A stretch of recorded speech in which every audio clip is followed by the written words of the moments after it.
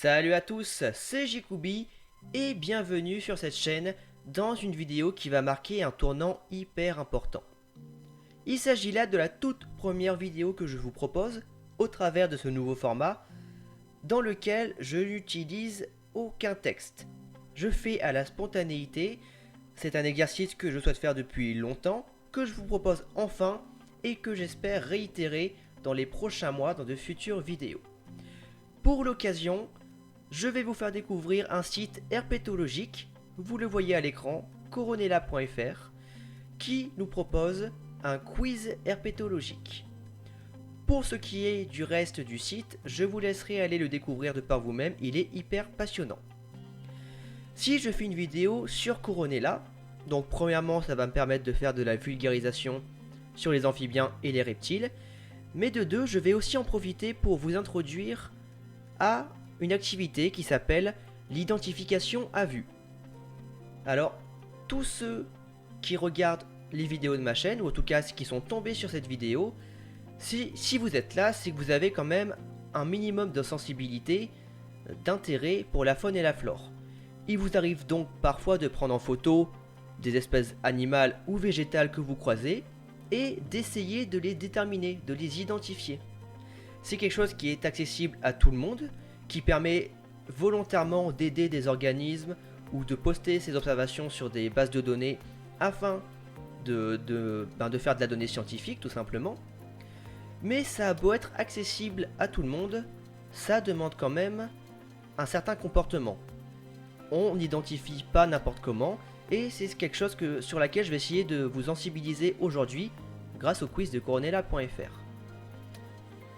Alors, moi, si je fais une vidéo sur ce site, déjà, c'est parce que je l'utilise depuis plusieurs années pour m'entraîner régulièrement, pour la détermination à vue. Et avant de vous montrer à quoi ressemble ce quiz, on va démarrer sur quelque chose de très simple. Quand vous faites de l'identification, munissez-vous toujours d'un support pour vous aider. Un dossier PDF ou un ouvrage, ça peut vous aider. Tout simplement, essayez d'abord de déterminer dans quel groupe peuvent se trouver votre espèce, que ce soit une plante ou un animal. Imaginons que c'est un scarabée, vous allez prendre un PDF, un ouvrage sur les scarabées d'Europe, par exemple. C'est totalement un exemple que je donne. La première chose à vérifier, ça va être la date de parution à laquelle le document a été rendu officiel. Là, vous voyez que coronella.fr, juillet 2010, c'est la dernière mise à jour qu'il y a eu du site. Et autant vous dire que dans le domaine de l'herpétologie, il y en a eu des changements entre juillet 2010 et début mars 2023. Plein de choses ont changé. Il y a des sous-espèces qui sont devenues des espèces, des espèces qui ont vu leur nom de genre changer, leur nom d'espèce. C'est des choses qui sont à prendre en compte selon le document que vous allez utiliser et pour votre identification. Voilà. C'était le premier point. Maintenant, découvrons à quoi ressemble le quiz herpéto. Alors, on va le faire au niveau expert scientifique, ce qui signifie qu'on aura les noms latins, les binômes, et pas le nom français, où on aura les noms vulgaires, voilà, que tout le monde utilise. Je vous montre d'abord avec le niveau facile. Voilà à quoi... Oh mon dieu, en plus on a la meilleure espèce pour pour la vulgarisation. En plus, sur tout ce que je viens de dire, c'est la meilleure espèce sur laquelle on pouvait tomber. J'espère qu'on va retomber dessus dans la difficulté expert. Donc, le quiz se construit de la manière suivante. À votre gauche, vous avez la photo de l'espèce qui est à identifier, et à la droite, vous avez une liste plus ou moins longue selon la difficulté d'espèces avec comme but de choisir la bonne, voilà, et de valider, comme dans tout quiz. Donc là, couleur à collier, validé, c'est juste, c'est comme ça que ça passe, voilà. Sauf que non, on va pas le faire dans cette difficulté-là, on va partir en expert, et voilà ce qui se présente à nous.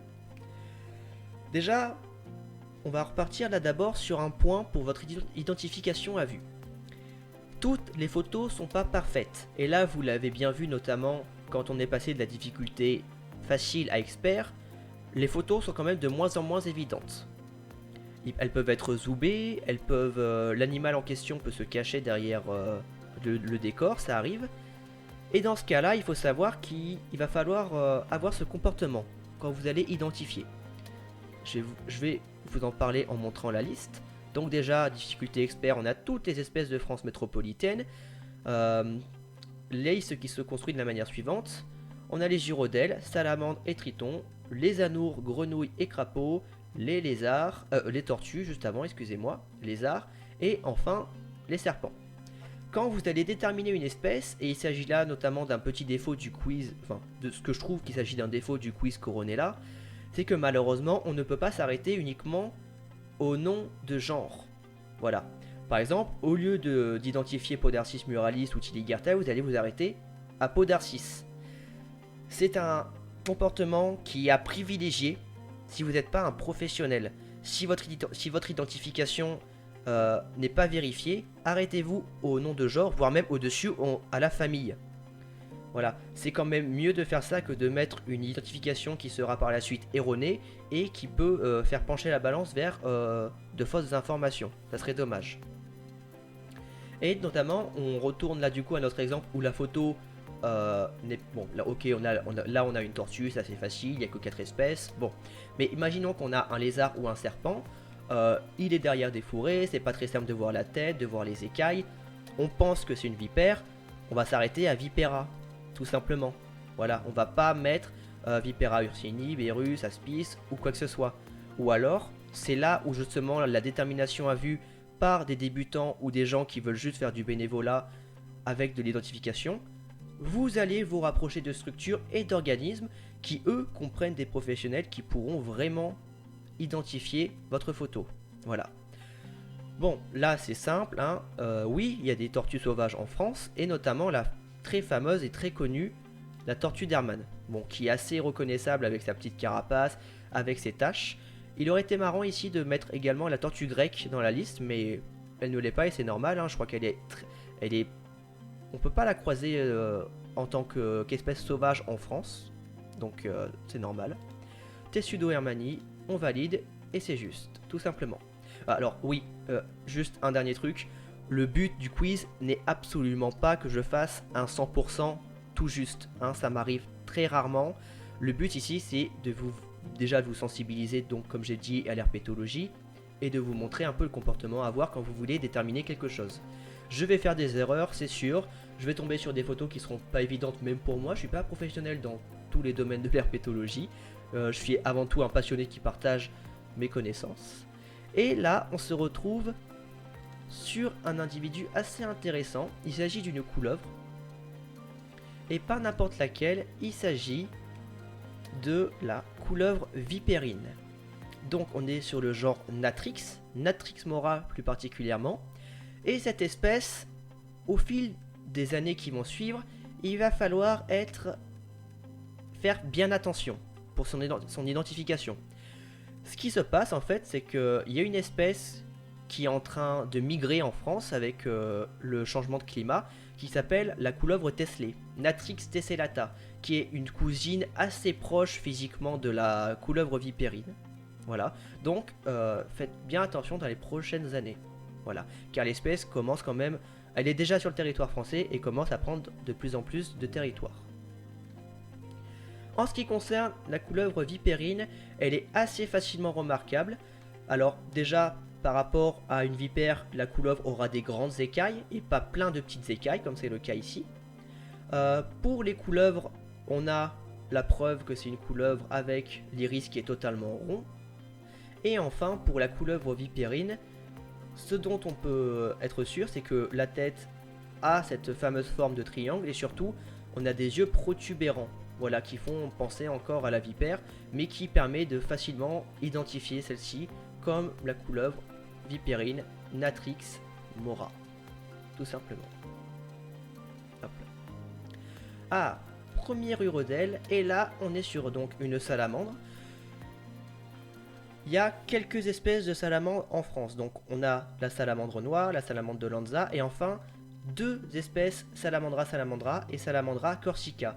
Les deux espèces sont ici à la même sélection. C'est dommage parce que pourtant il y a quand même des critères pour les déterminer l'une de l'autre, pour les discriminer. Mais bon, c'est comme ça. Ici, il s'agit d'une espèce qui est soit Salamandra lanza, soit Salamandra atra. Bon, On peut se dire que c'est aussi une salamandre qui... Excusez-moi, j'ai été gêné par mon chat. On peut se dire que c'est une salamandre qui est peut-être mélanique. Mais... Enfin, une salamandre tachetée qui est mélanique. C'est très rare. Mais bon, ici, normalement, il n'y a pas de photo de ce genre. Après, entre Salamandra atra et Salamandra lanza, du coup, il y a quelques critères qui permettent de déterminer. Notamment, moi je pense que c'est une Salamandra lanzae. Pourquoi? Tout simplement, il faut savoir que la salamandre de Lanza par rapport à la salamandre noire est un peu plus grande et surtout, il lui manque une... Alors, comme vous le voyez, tout le long de la bande dorsale, la salamandre elle a des sortes de petits points, voilà, dans laquelle lui permettent d'enduire sa peau de la substance qui est un peu toxique, voilà. Et ben la salamandre noire, elle en possède une troisième sur le dos, qui n'est pas le cas notamment de la salamandre de Lanza. On observe notamment ici également les glandes parotoïdes, qui sécrètent également le poison qui recouvre le corps de la salamandre. Excusez-moi, il y a eu une petite ellipse, reprenons. Alors là, vous le voyez, la photo n'est pas du tout évidente et ça va me permettre de vous montrer une particularité du quiz. Alors, imaginons que je me trompe d'espèce. Oh là là, je vois ça, j'imagine que c'est une Pelophylax, ce n'est pas le cas. Alors, vous pouvez soit continuer en allant prendre une autre espèce, ou alors le quiz vous donne la possibilité de vous aider en vous donnant la réponse. Vous allez cliquer juste ici sur le point d'interrogation, et ça vous donnera l'espèce. Ici, Bombina variegata. Tout simplement. Variegata, pardon. Hop là. Ah, notre première vipère. Alors là, par rapport à la couleuvre de tout à l'heure, du coup, on le voit bien. On a la tête qui est recouverte de plein de petites écailles. Et surtout, un nez retroussé et un œil en forme de fente qu'on appelle œil de chat. Voilà. Alors, concernant les vipères, comme je vous l'ai dit, je ne vais pas avoir bon à toutes les identifications. Et concernant les vipères, justement, c'est pas le sujet sur lequel je suis encore le plus apte. Alors, je sais, notamment en termes de critères, il y a 2 espèces de vipères qui ont un museau rond et 2 qui ont le museau retroussé. Tandis qu'il y en a une pour la détermination, on sait que les écailles labiales qu'on voit là, il y en a une qui remonte en haut ou alors il y en a juste une grosse au-dessus de l'écaille labiale. Malheureusement, c'est pas des sujets sur lesquels je suis encore très familier. Vipère de Sewan? Non. Je vais me faire aider pour celle-ci, on va passer sur une autre. C'était la vipère aspic, voilà, ça arrive. Ah, on est sur un petit anour. Les anours qui sont les amphibiens sans queue une fois à l'état adulte. Et ici, on a affaire à un discogloss. Les discogloss, c'est encore un taxon sur lequel j'ai pas beaucoup de connaissances malheureusement. On va faire discoglossade. C'est juste, bon, ça c'est pas quelque chose à faire. Hein. Je vous l'ai dit, quand vous faites une identification, arrêtez-vous au genre. Moi, j'aurais eu bon si je m'étais arrêté à discogloss, tout simplement. Là, ça compte pas. C'est tout simplement que c'est vraiment de la chance, tout simplement. Ça arrive. Ah. Alors, pour continuer, au niveau des lézards, on va tomber sur des lézards qu'on croise ici dans le sud de la France. Il s'agit ici d'un psamodrome. Attendez, non, ta. Je crois que je me suis un peu emporté. Il ne s'agit pas d'un psamodrome. Si je fais ça, est-ce qu'il me dit que c'est bon? Oui, voilà. Alors, par rapport à un psamodrome, justement, j'allais faire une grave erreur. Les psamodromes ont des écailles qui sont carénées et qui sont en forme de pointe, tandis que le Zootopia vivipara leur ressemble un peu au niveau de la robe. En revanche, lui possède des écailles qui sont rondes, comme la majorité des lézards. Voilà. Alors, Zootopia vivipara est assez connu hein, dans le domaine de l'herpétologie, même pour les débutants. Un lézard qui donne naissance à des petits sans œufs. Mais attention, ça dépend des populations. On a des populations relictuelles qui donnent encore des œufs. Voilà. C'est la petite anecdote sur le Zootopia vivipara. Ah bah parfait, on tombe sur l'espèce sur laquelle j'ai beaucoup de choses à dire. Alors, tout à l'heure, je vous ai dit de faire attention à la date du support que vous allez utiliser pour vous aider à l'identification. Il faut faire attention à ça parce qu'il faut savoir, notamment, imaginons que vous voulez identifier une couleuvre du genre Natrix. En tout cas une bonne partie des ouvrages qui sont avant 2018 mettent uniquement Natrix. Mais il faut savoir que depuis 2018, il a été officialisé que l'espèce Natrix, le genre Natrix, en tout cas en France, a été totalement chamboulé. La Natrix telle qu'on la connaît ne se trouve plus en France mais en Allemagne, tandis qu'en France on a, alors si je me rappelle bien, on a la couleuvre Astreptophore, Natrix Astreptophora, et enfin la couleuvre helvétique, Natrix helveticus. Deux espèces qui sont assez difficilement discriminées l'une à l'autre, mais en ce qui concerne Natrix, elle n'est plus en France. Seulement là le site il a été mis à jour la dernière fois en 2010, donc ça reste la couleuvre à collier, tout simplement. C'est un exemple que je crois que j'avais déjà parlé quand je vous parlais un peu de classification. Donc tout simplement, si un jour ce site est mis à jour, il faudra prendre en compte que la Natrix disparaîtra pour laisser place aux deux autres espèces. Et bah parfait, on tombe sur des espèces très intéressantes.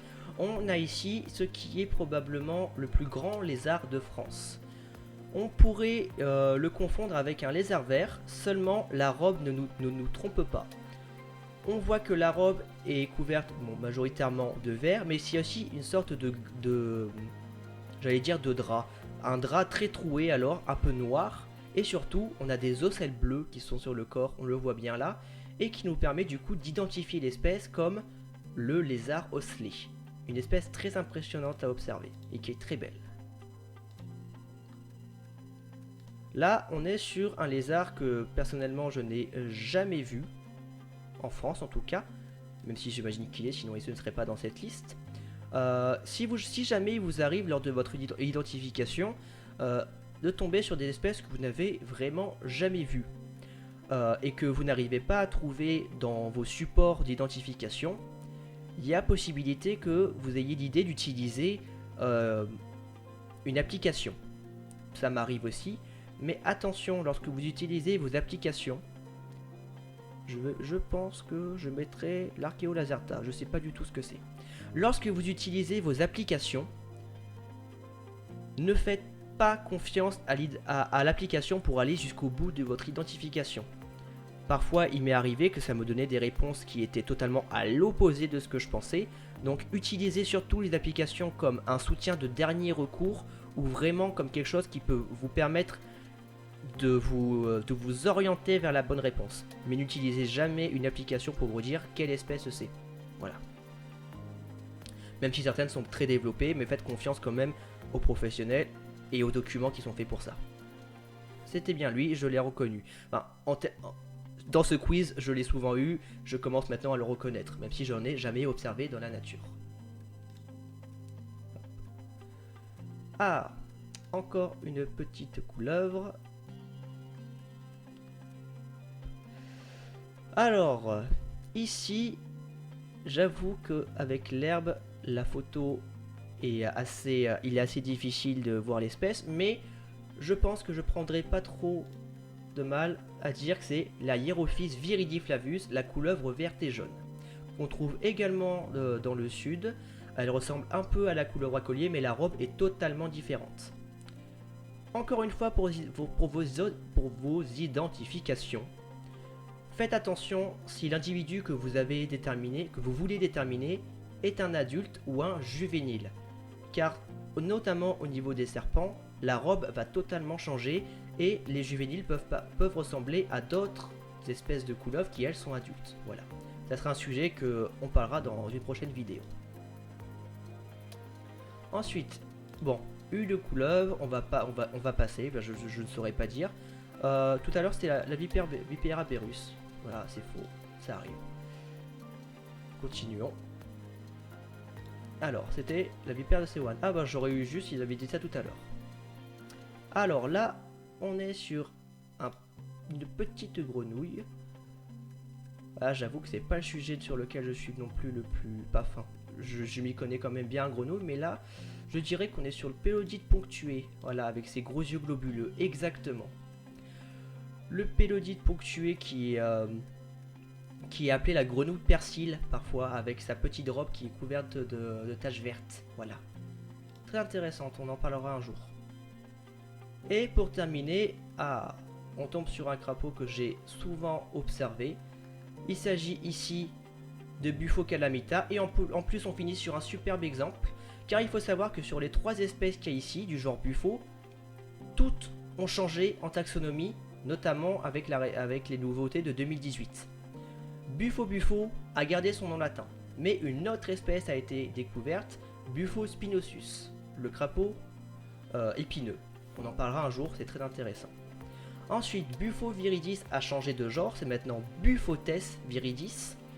Et enfin, le crapaud calamite aussi a eu un nouveau genre, c'est Epidalea calamita, tout simplement.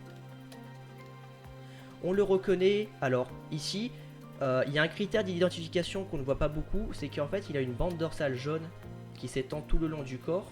Mais là, ce qui m'a permis de le savoir, c'est que son œil prend vraiment cette forme. Ça permet notamment de discriminer avec le crapaud calamite. Je crois qu'il s'agit de la toute première espèce dont j'ai parlé sur la chaîne justement, donc heureusement que j'ai réussi à le déterminer. Donc voilà, ensuite, quand le quiz vous l'avez fini, le voici, vous avez votre score, vous pouvez valider, fermer la fenêtre, ça se passe comme ça.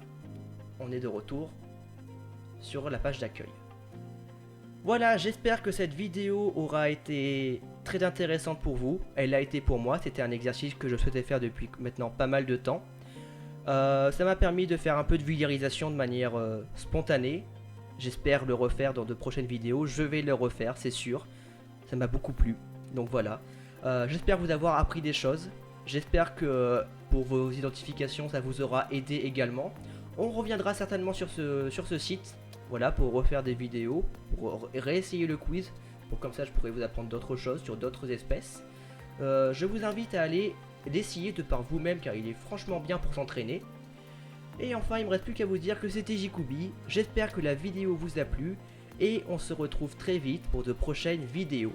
Vive l'herpétologie!